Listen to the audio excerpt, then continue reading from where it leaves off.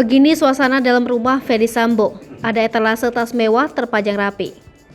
Tas mewah perempuan terpampang di rumah mantan Kadif Propam Polri Irjen Ferdy Sambo. Tas-tas mewah itu terekam saat proses rekonstruksi pembunuhan Brigadir J berlangsung.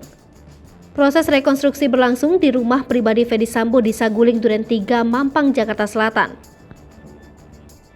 Meski digelar tertutup, rekonstruksi ditayangkan langsung di Polri TV. Namun, selama penayangan, Polri tidak memunculkan suara dari rekonstruksi. Meski begitu, masyarakat bisa melihat suasana di dalam rumah Ferdy Sambo di Saguling. Dalam rekonstruksi tersebut, Ferdy Sambo terlihat baru muncul di reka adegan nomor 17. Suami Putri Chandrawati itu memasuki rumahnya dengan posisi tangan terikat dan memakai seragam tahanan berwarna oranye. Terlihat Ferdy Sambo menjalani reka adegan di ruang kerjanya yang terdapat di dalam rumahnya. Ruang kerja Ferdy Sambo terlihat cukup mewah dengan kursi kerja mewah yang diapit bendera merah putih dan Polri. Kemudian, rekonstruksi berpindah ke suatu tempat. Saat berpindah ke suatu tempat di dalam rumah tersebut, penyidik melewati sebuah lorong. Lorong berlampu warna hangat itu diapit oleh dua lemari mewah yang didominasi dengan kaca. Di dalam lemari mewah itu terpajang tas-tas mewah yang disusun secara apik. Belum diketahui milik siapa tas-tas mewah yang terdapat di rumah Ferdy Sambo. Namun, jika dihitung dengan jumlah etalase lemari, tas itu berjumlah belasan.